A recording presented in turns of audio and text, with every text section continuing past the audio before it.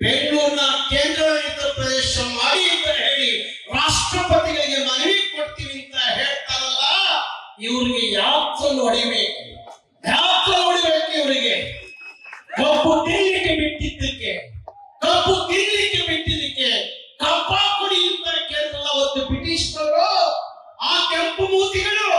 ಅವ್ರ ನಂತರ ಈ ಹಿಂದಿ ವಾದಗಳು ಕರ್ನಾಟಕದಲ್ಲಿ ನಾವು ಬದುಕಲಿಕ್ಕೆ ಬಿಟ್ಟಿದ್ದಕ್ಕೆ ಬೆಂಗಳೂರು ಕೇಂದ್ರಾಡಳಿತ ಪ್ರದೇಶ ಮಾಡ್ತೀವಿ ಅಂತ ಹೇಳಿದ್ರೆ ಇದನ್ನು ಸಹಿಸ್ಕೋಬೇಕಾ?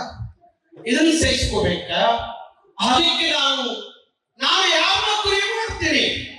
ನಮ್ಮನ್ನ ಆಳುವ ಪ್ರಭುಗಳಿದ್ದಾರಲ್ಲ, ಆ ವಿಧಾನಸೌಧದ ಭವ್ಯವಾದಂತ ಕರ್ನಾಟಕದ ಶಕ್ತಿ ಸೌಧ ಅಂತ ಅನ್ಸ್ಕೊಳ್ಳುವಂತ ಆ ವಿಧಾನಸೌಧದಲ್ಲಿ 224 ಜನ ಕೂತಿದಾರಲ್ಲ, ಆ ಕೂತಿದವರಿಗೆ ಇಲ್ಲದ ನಾಡ ಪ್ರೇಮ, ನಾಡಿಗರ ಪ್ರೇಮ, ಕರ್ನಾಟಕದ ಪ್ರೇಮ ಇಲ್ಲದೆ ಕೂತಿದಾರಲ್ಲ ಅವರು.